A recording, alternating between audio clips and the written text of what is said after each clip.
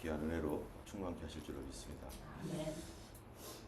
오늘 마가복음 2장 말씀은 이제 몇몇 가지의 중요한 사건들이 이제 펼쳐지게 됩니다.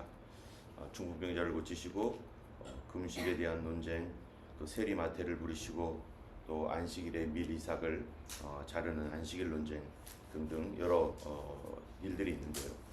우리는 어제 1장을 보면서 마가복음 1장에서는 예수님께서 사역을 시작하기 전에 어떤 일을 하셨는지, 그 사역을 본격적으로 하시기 전 어떤 일을 하셨는지, 어떤 준비를 하셨는지에 대해서 말씀을 나눴습니다. 그것은 첫 번째로는 예수님의 그 복음, 하나님의 아들됨에 대한 정당성, 그 증거, 이런 것들에 대해서 말씀했는데요. 그것은 뭐냐면 이사야 말씀을 통해서 세례 요한이 온 그 내용이 성경이 응하여졌고, 세례 요한의 증거를 통해서 예수님께서 죄사하시는 또 성령으로 세례를 주시는 분이다라고 하는 그 사실, 뿐만 아니라 예수님이 정말로 세례를 받았을 때 하늘에서 성령이 임하시고 하나님의 음성이 들렸죠. 내 사랑하는 아들이요, 내 기뻐하는 자라 하는 이 사건을 통해서 영적인 어떤 그러한 그 증거들, 또 성경적인 증거들에 대해서 예수님이 하나님의 아들이시고 그 복음을 지금 전하고 있다라고 하는 이 말씀들을 우리가 나눴습니다.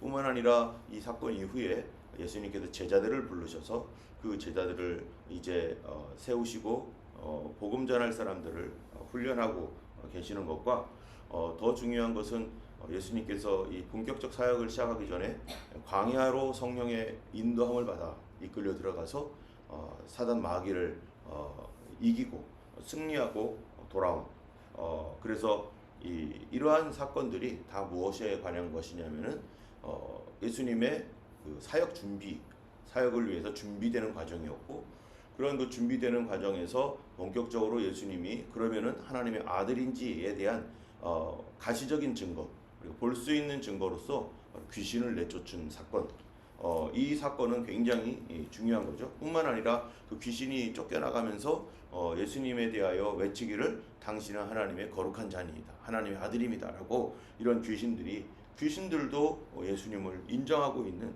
그러한 일들이죠. 그리고 예수님께서 많은 병자들을 고치면서 그가 하나님의 아들이심을 이러한 그 권능이 나타남으로 예수님에 대하여서 증거하고 있고, 뿐만 아니라 나병 환자까지 고치는 그런 일들이 일어났습니다. 이러한 일장에서의 이러한 그 사건들은 예수님께서 이제 본격적인 사역을 위한 준비요, 그 다음에 그가 하나님의 아들이시라는 그 증거로서 나타났는데요. 오늘 본문 2장에서는 이제 상황이 달라지는 것이죠. 2장부터는 예수님께서 이러한 이 하나님의 아들로서의 증거와 사역을 시작하는 그런 과정에서 이제 이 부닥침이 있습니다.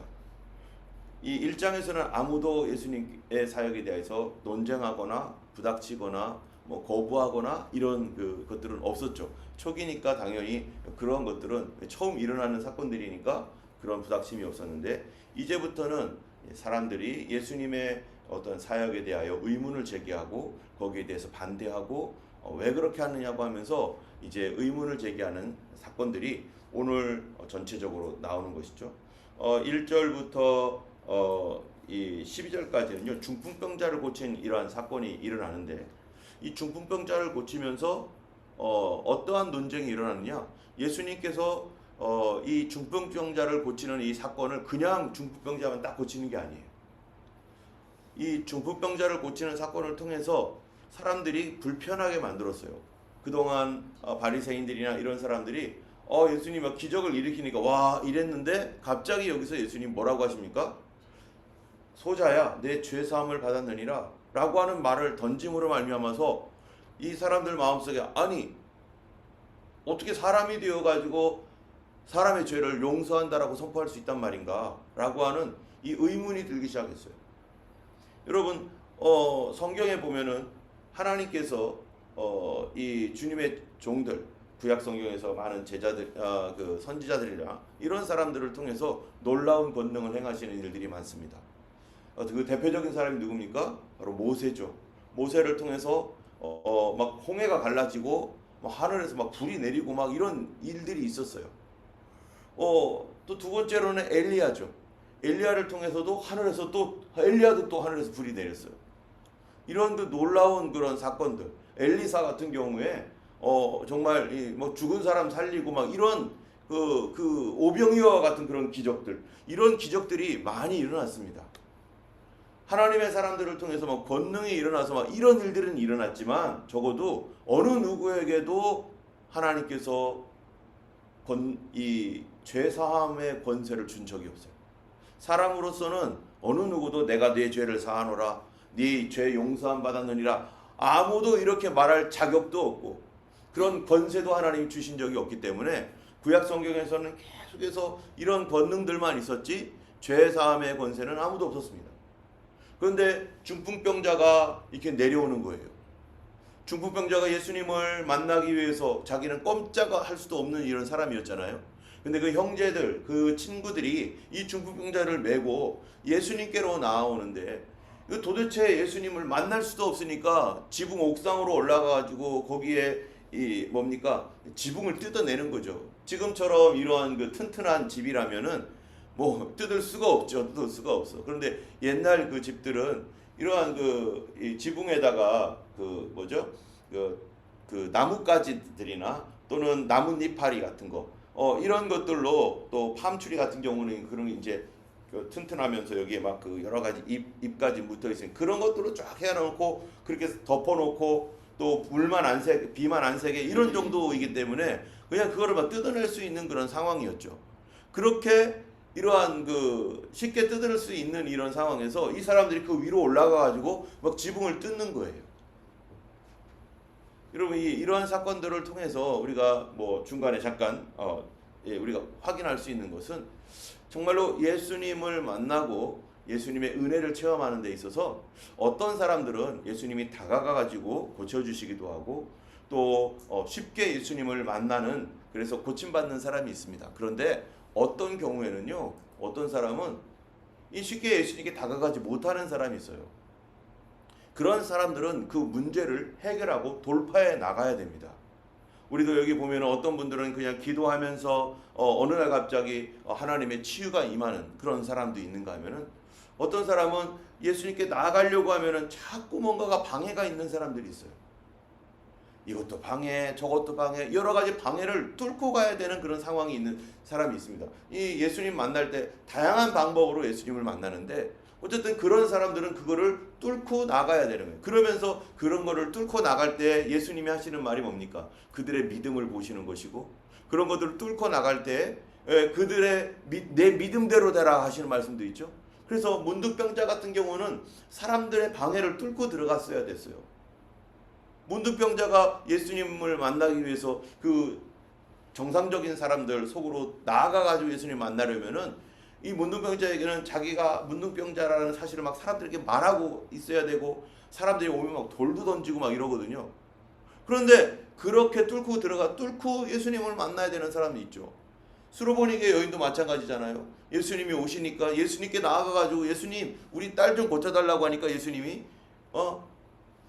자녀들의 떡을 취해서 개들에게 주는 것이 옳지 않다, 뭐 이런 방해, 예수님도 방해해버렸어요. 예수님도. 그런데 이걸 뚫고 주님 그래도 좋습니다, 우술하게 도와주세요 때문에 각 사람들마다 예수님을 만나는 그런 길 방법들이 다 각각이지만 어떤 사람들에게는 내 믿음을 보여줘야 되는 어떤 그런 것도 있습니다. 때문에 우리가 예수님을 따르고 섬기면서 저 사람은 저런데 왜 나는 아닐까, 이렇게 비교할 필요도 없어요. 각자의 길을 가며 각자의 주님께서 주신 그 방법대로, 그 길대로 예수님을 만나는 거니까, 그게 바로 내 믿음이 너를 구원하였다 하신 것처럼 믿음을 보여줘야 될 상황이 있습니다.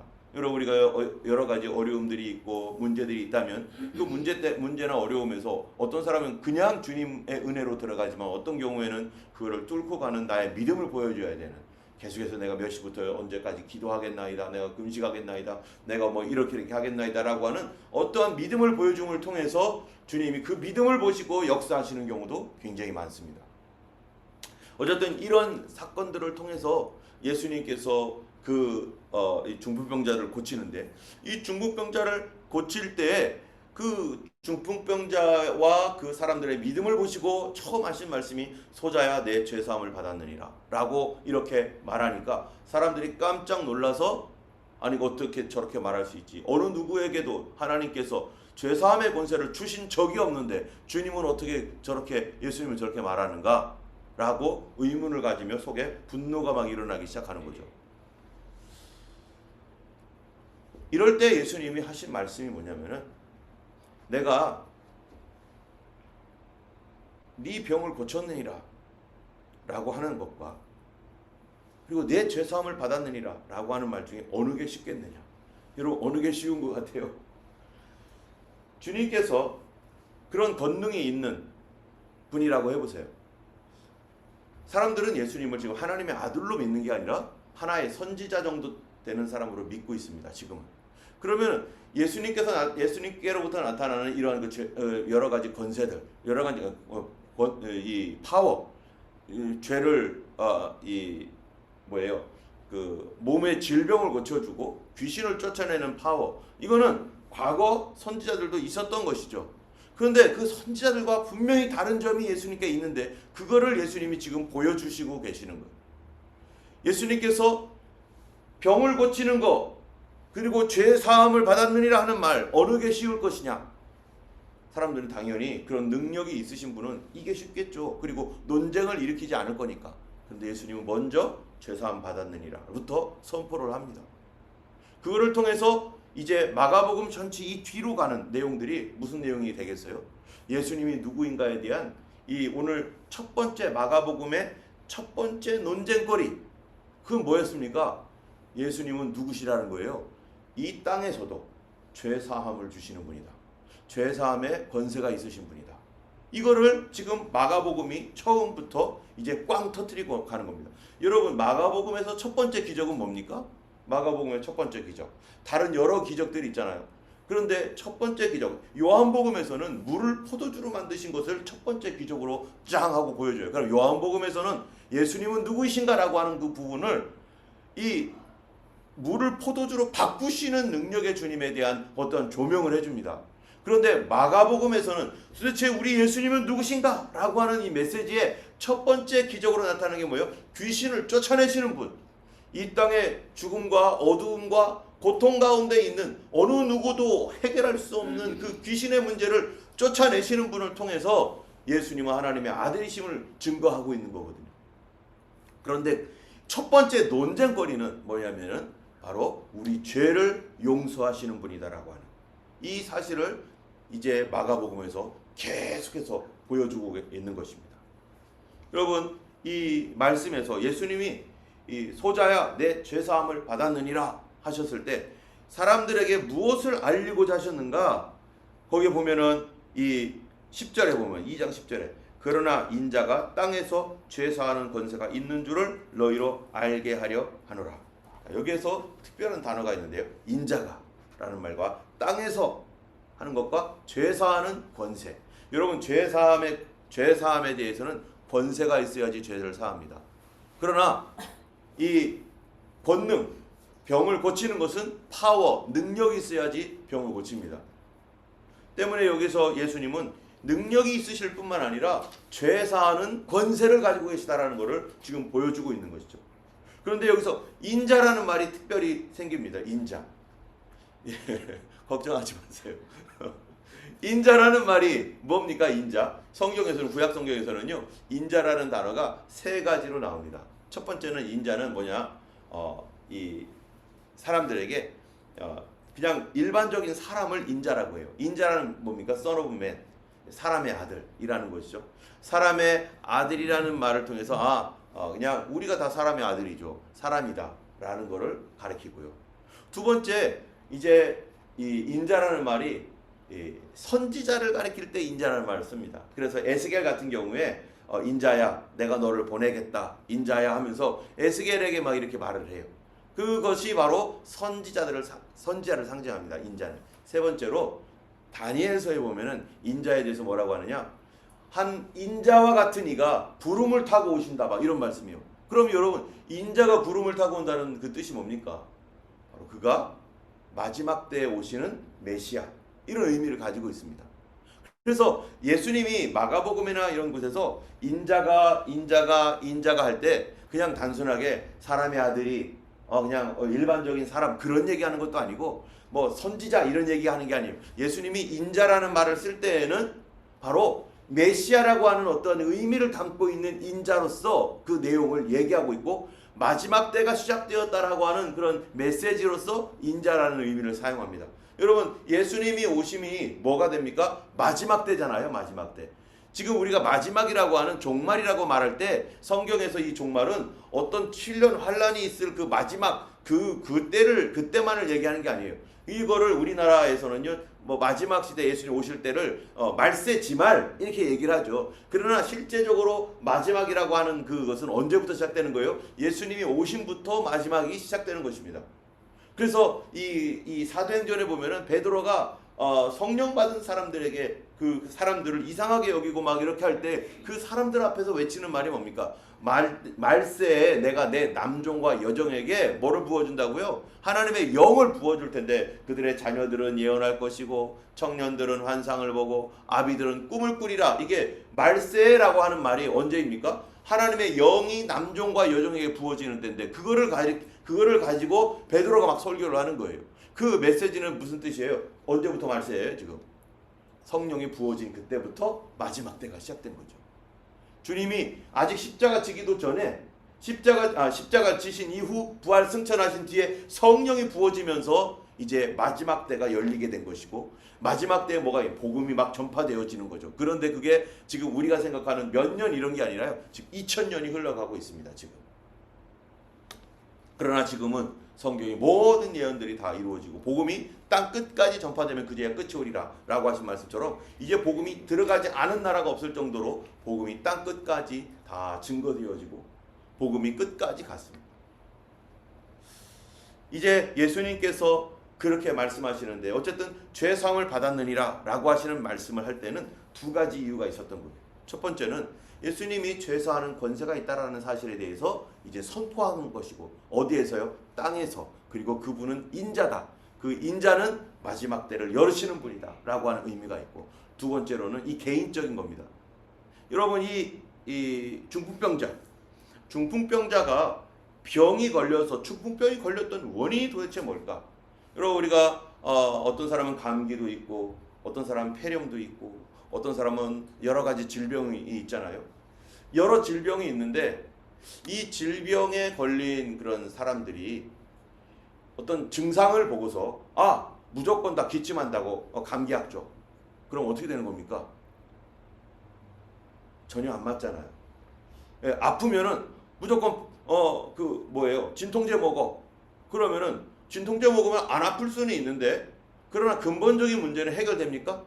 해결이 안 되는 거예요. 어떤 사람이 어떤 질병의 문제가 있는데 예수님이 딱 보실 때는 그 질병의 문제가 단순하게 어떤 몸이 어떤 그 이상이 생겨가지고 그 문제가 발생한 거 아니라 이 사람의 문제는 무슨 문제였다는 거예요? 근본적인 문제가 바로 이 죄로 말미암아 시작되었다는 거예요. 그러면은 그 죄로 말미암아 시작되었다면은 이 문제의 핵심적인 것이 영적인 것이었고, 그 죄를 어떻게 해야 되는 거? 이거 해결해야 되는 거죠. 그렇죠? 이 죄를 드디어 이 죄를 해결해야 되는 거예요. 지금 여기에 지금 큰 거미 한 마리가 막 있어가지고요. 지금 제 설교에 집중하지 못하고 이래요. 그 근본이 뭡니까? 두려움이죠. 두려움인데 이 두려움의 원인, 그냥 두려움의 원인이 아니라 제가 여기서 막 재롱을 떨고 막 이러면은 기쁩니까? 그게 아니죠. 그 두려움의 원인이 여기 무서운 짐승 하나가 무서운 거미 하나가 왔다 갔다 하니까 그것이 어떻게 그거를 해결해야지만이 평안함을 누리죠. 여러분 평안하시잖아요 지금 갑자기. 예, 이게 처리되니까 평안하다. 저게 나한테 오면 어쩌나 라고 하는 이 두려움. 그거를 제거할 때 드디어 그 문제가 해결되는 것처럼 바로 이 사람의 문제는, 물론 모든 거는 그렇지 않습니다. 모든 게 다 그렇다는 건 아니지만 어떤 경우에는 어떤 질병은요 사람의 죄 때문에 시작된 게 있다. 그 죄 때문에 이 질병의 문제가 죄 때문에 시작되어졌고, 하나님께서 이거를 깨닫게 하시고 이 죄를 해결하게 하시고 이 죄를 하나님께서 드러내려고 하신다라면은 맨 처음에 질병 고쳐서 될 문제가 아니라는 거예요. 질병 그 현상을 없애버리는 문제가 아니라 죄 용서함부터 받아야 돼요. 죄 용서함이 없으면 그 질병을 고쳐줘봐야 똑같은 일이 또 반복하고, 여러분 마약하는 사람들, 이 사람들 어떡합니까? 도와줘봐야 돈을 줘서 배고프죠. 이 사람들이 먹을 게 없죠. 그리고 병들었죠. 아프죠. 그 원인이 뭐였느냐? 매일마다 마약했기 때문이죠. 그러면 이 사람들 병원에 데려다가 지금 증상 고쳐준다고 해가지고 그것이 해결됩니까? 배고픔이 해결됩니까? 돈 준다고 해서 지금 그거 가지고 그 사람의 근본적인 문제가 해결됩니까? 아니죠. 이 사람의 근본적인 문제는 마약을 끊는 데 있는 거죠. 이 죄를 끊어야 되는 거예요. 그러지 않으면 똑같은 일이 계속 반복될 거니까 예수님은 이 사람의 문제가 어디 있다는 것을 보신 거예요. 너는 죄의 문제가 있었어. 그래서 이 죄를 용서함 받아야 해결되는 것입니다. 그래서 주님께서 내 죄사함을 받아내리라 라고 먼저 예수님이 선포해 주시는 거예요. 먼저 선포한 다음에 그 다음에 소자야 내 죄사함을 받아내리라, 내 상을 들고 일어나 걸어가라 하니까 이 사람이 일어나 걸어가는 겁니다. 예수님은 어떤 분입니까? 마가복음에서 지금 얘기해 주는 예수님은 바로 하나님의 아들로서 귀신을 쫓아내고 병 고치시는 분일 뿐만 아니라 예수님은 이 땅에서도 죄사함의 권세를 가지고 사람들의 죄를 용서하시는 분. 자, 여러분 이러한 예수님이 그 다음 만나는 사람이 누굽니까? 13절부터 17절까지 여기 보니까 예수께서 바닷가에 나가심에 큰 무리가 나왔거늘 예수께서 그들을 가르치시니라. 자, 14절에 보면 특별한 사람 나와요. 누굽니까? 지나가시다가 알페오의 아들 레위가 세간에 앉아있는 것을 보시고. 자, 레위는 누구죠? 레위는요 마태를 말하는 거예요. 마태. 근데 마태는 알페오의 아들인데 이 사람의 직업이 뭡니까? 세리. 자, 세리라면 그 당시 사람들에게는 어떤 사람입니까? 텍스 컬렉터. 죄인 중에 괴수예요. 죄인 중에 죄인. 이스라엘 백성들은 죄인하고는 상대를 안 한다는 거죠. 이 세리, 우리가 성경에 보면은 대표적인 세리가 마태뿐만 아니라 또 다른 유명한 세리가 있잖아요. 누구죠? 삭개오. 사람들이 이 삭개오 집에서 밥도 안 먹습니다. 삭개오 친구 되면은 세리의 친구, 죄인의 친구. 그래서 사람들이 거절을 하는 거예요. 그래서 성경에 보면 죄인을 표현할 때는 항상 누구를 표현해요? 세리와 창기 하면서 가장 이 창기와 세리를 같은 급수로 두고 둘 다 하나님의 말씀을 어기고 둘 다 멸망받을 존재이고 둘 다 이스라엘 사람들에게는 용서할 수 없는 그런 존재. 세상 법 때문에 이 사람들을 그냥 두지만 그러나 구약시대 같으면 다 벌써 돌로 쳐 죽였어 할 정도로 사람들이 이렇게 싫어하는 그러한 세리. 죄인의 대명사입니다. 죄인의 대명사. 근데 예수님이 중풍병자를 고치신 예수님 어떻게 하셨어요? 뭐부터 하셨어요? 내 죄사함을 받았느니라 라고 하셨던 그 예수님이 곧바로 어디 누구를 만나러 간 거예요? 예수님의 제자를 선택하는데, 아니 죄인의 대명사 중에 하나인 이 세리를 선택했다는 거예요. 죄인 중에 괴수라고 생각해서 절대로 같이 할 수 없는 이 사람을 선택해서 뭘로 만들었어요? 그냥 죄 용서함 받았느니라 하고 끝나는 게 아니에요. 이 사람은, 세리는. 마태는 아예 예수님의 제자를 만들어버려요. 너 나 따라와라. 너 이제 그 세리 일 그만두고 나를 따라와라 하니까 이 제자가 어떡합니까? 이 세리 레위가 즉시로 순종합니다. 예수님 말씀에 즉시로 순종해요. 만약에 미적미적거리면 글쎄 아무튼 생각 좀 해보고요 이렇다면요 이 사람이 아마 예수님 제자 안 됐을지도 몰라요. 근데 예수님의 말씀에 순종을 하면서 따라오는 거예요. 그리고 그 마태는 바로 세리로서 예수님의 제자가 됩니다. 여러분 이 땅에 많은 사람들이 정말로 우리가 이렇게 보면은 과거에 깡패 노릇하고 과거에 막 온갖 정말 악한 일을 했던 그런 사람들 중에 사람들이 볼 때 손가락질했던 그런 사람들 중에 예수님 믿고 변화되어서 정말 목회자 되신 분들도 있어요. 옛날에 그 유명한 이 누구죠? 그 뭐예요? 무당이었던 분, 그 무슨 에녹이었던 그 분 예전에 간증을 들어보니까 이분은 멀쩡했는데 어느 날 귀신이 사단의 귀신을 받아들이고 그리고 정말 귀신 무당 대장으로서 막 이렇게 살아갔잖아요. 그러다가 어떻게 하다가 예수님 만나서 그가 목사님이 되었고 그런 사람 되게 많습니다. 옛날에는 조폭 깡패였는데 예수님 만나가지고 변화되어서 그렇게 전혀 새로운 삶을 살고 이 세리 마태도 그러한 삶을 살면서 그런 다음에 예수님이 뭐라고 하시느냐? 예수님은 이 세리를 나를 따르라 라고 말씀하시는데 그래서 예수님을 따라가면서 그가 제자가 되자마자 그가 자기 집에서 잔치를 베풀고 예수님과 같이 식사를 할 때 자기 친구들을 불렀는데 다 누구예요? 다 죄인들인 거예요. 근데 거기에 예수님이 가는 곳마다 바리새인들이나 율법학자들 이런 사람들이 종종 따라왔거든요. 놀라운 일들이 벌어지니까. 그러니까 그들이 거기서 또 뭐라고 하는 거예요? 아니 예수님이 무슨 세리 죄인들과 이렇게 밥을 먹냐? 또 논쟁이 붙기 시작하는 거예요.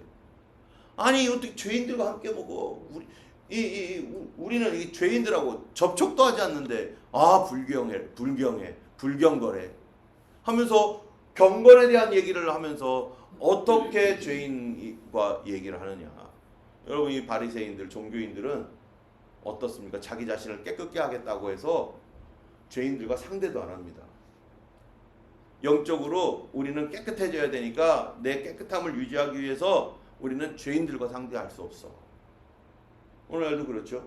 교회나 또 많은 어떤 사람들은 자기를 깨끗하다고 생각하는 거예요.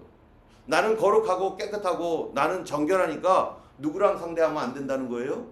부정하고 더러운 사람들과 상대하면 안 된다. 지금 예수님 뭐 때문에 왔는데? 예수님은 죄인을 구하러 오신 분이고 죄인을 회개시켜서 하나님 나라 백성 삼고 심지어 제자 삼으려고 오셨는데 이 땅에 있는 자기는 의인이라고 하는 사람들은 난 깨끗해. 네가 감히 어떻게 나에게 이래? 내가 너에게 왜 가?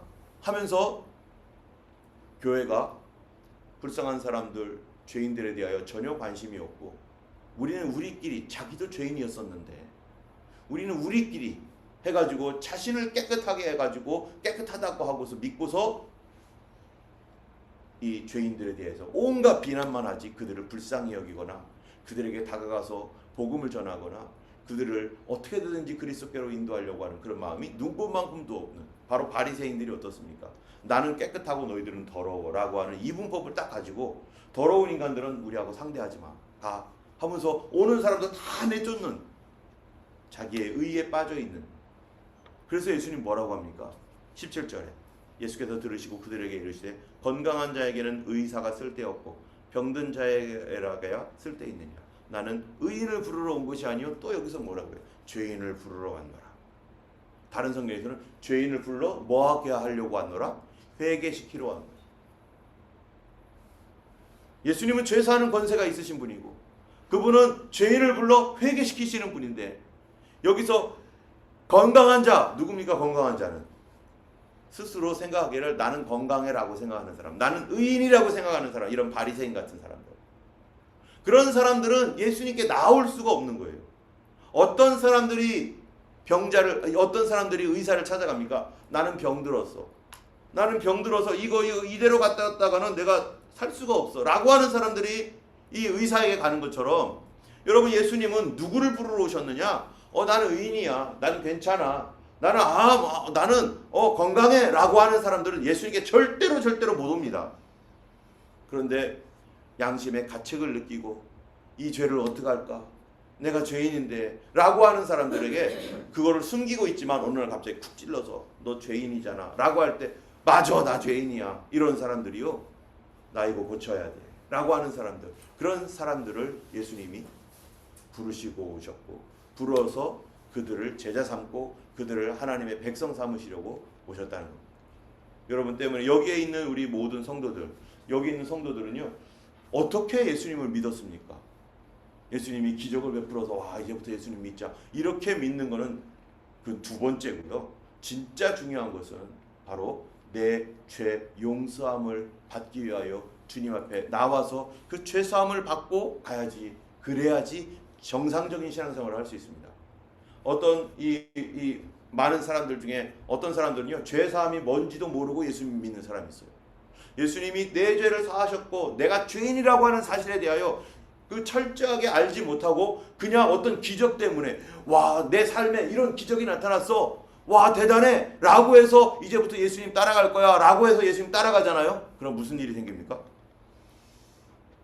이단되거나 또는 얼마 신앙생활을 못합니다. 곧 예수님을 떠나게 돼 있어요.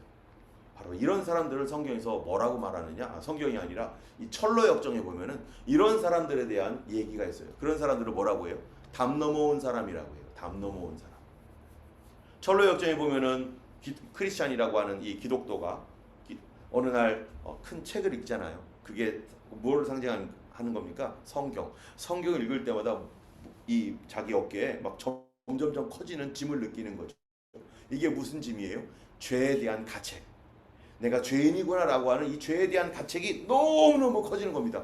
아, 예수 믿었는데 왜 죄에 대한 가책이 이렇게 커지는 거지?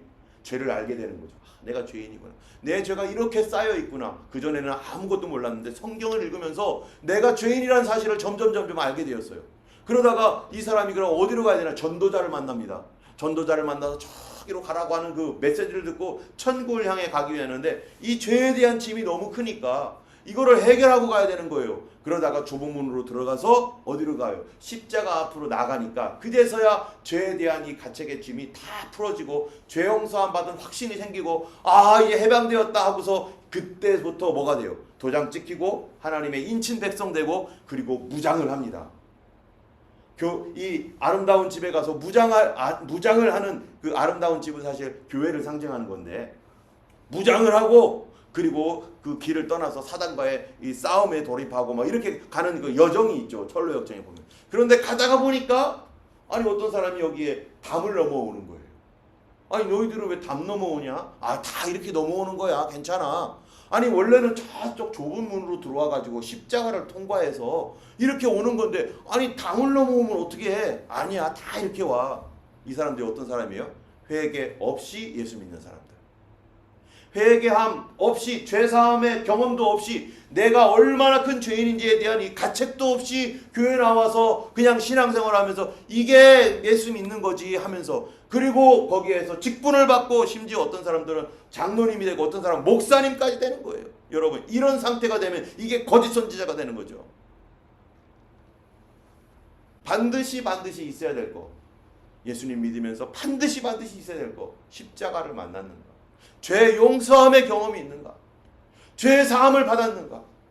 내가 얼마나 큰 죄인인 줄 알고 이 죄 때문에 통곡하며 하나님 앞에 울며 주님 용서해달라고 이 죄 때문에 죽겠다고 하는 이런 죄 사함의 체험이 없다면, 죄 사함의 하나님의 은혜를 경험하지 못하면, 십자가를 경험하지 못하면 모두가 다 담 넘어온 사람이고요. 지금 멀쩡하게 신앙생활하는 것 같고 막 그 사람을 통해서 막 대단한 일이 일어나는 것 같아도 반드시 잘못됩니다. 이 사람. 이런 사람 따라가면은 반드시 그 사람도 잘못됩니다. 우리는 반드시 알아야 돼요. 담 넘어온 사람 사기꾼입니다. 그 사람에게 무슨 죄 용서함에 대한 얘기를 들을 수 있습니까? 그냥 축복이라는 얘기해주고 잘 된다고 말하고 기도 많이 하면 축복 많이 받고 헌금 많이 하면 축복 많이 받고. 어떤 축복이요? 이 세상의 축복. 거기에만 집중하지 하나님 나라와 지옥에 대해서는 전혀 얘기하지 않죠. 왜? 자기가 죄사함의 경험이 없기 때문에, 죄사함을 받은 적도 없기 때문에, 죄에 대한 가책도 느껴본 적이 없기 때문에. 예수님이 왜 십자가를 졌는데? 바로 우리 죄를 용서하시려고. 이 죄 때문에 예수님이 이 땅에 오시고 이 지옥 때문에 예수님이 오셔서 십자가를 지고 죽으셨는데, 그리고 이 세상 살아가는 사람들이 뭐 육신의 이러저러한 것 때문에 막 고민하며 괴로워하지만 그러나 자기가 죄인이라는 사실에 대해서 한 번도 고민하거나 괴로워하지 않습니다. 그러한 기독교, 그러한 종교는 썩은 종교, 죽은 기독교, 바로 타락한 종교가 되어버리는 거죠. 결국 이런 식으로 신앙생활하면은 예수 믿어도 타락한 신앙생활을 하게 되고, 타락이라고 해서 뭐 도덕적으로 뭐 엄청나게 무너지고 깨지고 그런 게 아니에요. 종교 생활을 한다는 거예요. 종교 생활. 종교는 멸망받습니다. 종교 생활은 예수 믿는다는 척을 하는 것이지만 그거는 멸망받을 죄예요. 죄 용서함이 없습니다. 마가복음에서 계속해서 말씀하는 게 있어요. 죄 용서함에 권세가 있으신 예수님. 그분은 죄인 속으로 들어가시고 그런 세리 같은 죄인도 주님이 용서하시고 그를 받아주셔서 뭐를 만들어요? 제자를 만드시는 거예요. 우리 예수님은 죄 용서함에 권세가 있으신 그런 예수님입니다. 오늘 금식 논쟁과 또 미리삭 자르는 일, 안식일에 대한 이런 논쟁들이 계속해서 일어나지만 우리는 항상 예수님은 누구이신가에 초점을 맞춰야 돼요. 사람들은 자기랑 다르다고 해서 예수님 막 대적하고 막 이러지만 그러나 예수님은 우리의 죄를 용서하러 오신 분이고 우리는 그 예수님의 관심 뭐겠어요? 우리 질병에 대한 관심입니까? 예수님 당연히 질병에 대한 관심이 있죠. 그러나 그 이전에 뭐에 대하여 관심이 있습니까? 그 질병을 통해서 혹시라도 내 안에 더러운 죄악이 있다면 이거를 용서하시고자 하시는 예수님. 질병을 통해서라도 네가 죄를 깨달아야 된다. 육신의 어떤 어려움을 통해서 우리가 먼저 생각해 봐야 될 것은 이게 혹시 내 죄 때문에 온 것이 아닌가. 예수님께서 이 죄를 생각나게 하시려고 오신 게 아닌가. 그래서 혹시라도 내가 어떠한 사람인지를 주님께서 우리에게 보여주시고자 하는 바로 죄사함의 예수님을 오늘 마가복음 2장에서 지금 얘기하고 있고 우리는 그분 앞에 늘 나아가야 될 것입니다. 그분은 우리를 용서하시길 기뻐하시고 그거를 고백하는 사람들마다 다 영접해 주시고 그 사람들에게 정말로 이제 죄의 용서함뿐만 아니라 육신의 질병의 문제까지도 또 귀신의 역사까지도 주님이 해결해 주시는 그분이 누구예요? 하나님의 아들이신 것이죠. 우리 이 시간 기도하겠습니다. 하나님, 혹시 내가 갖고 있는 이 어려운 문제, 이 고난의 문제, 주님 나를 흔들어 깨우시고 있다면 내 죄 때문에 내가 혹시 또 잠에 취해 있는 것이 아닌지, 주님 주께서 나를 흔드셔서 이 아픈 것들을 통해서 어려움을 통해서 주님 나의 죄의 문제를 주님 보게 하신다면 주님 내 죄를 보여주시고 하나님 용서받게 하시고 다시 하나님의 주님의 십자가 앞에서 해방의 능력, 정말로 구원의 큰 기쁨이 회복되어지도록 도와주시옵소서. 우리 함께 기도하기 원합니다. 자, 기도하겠습니다. 거룩하신 하나님 아버지, 감사합니다. 오늘도 우리의 죄악 때문에 십자가 지신 예수님을 다시 한번 묵상합니다. 참으로 그 고난의 피를 흘리신 예수님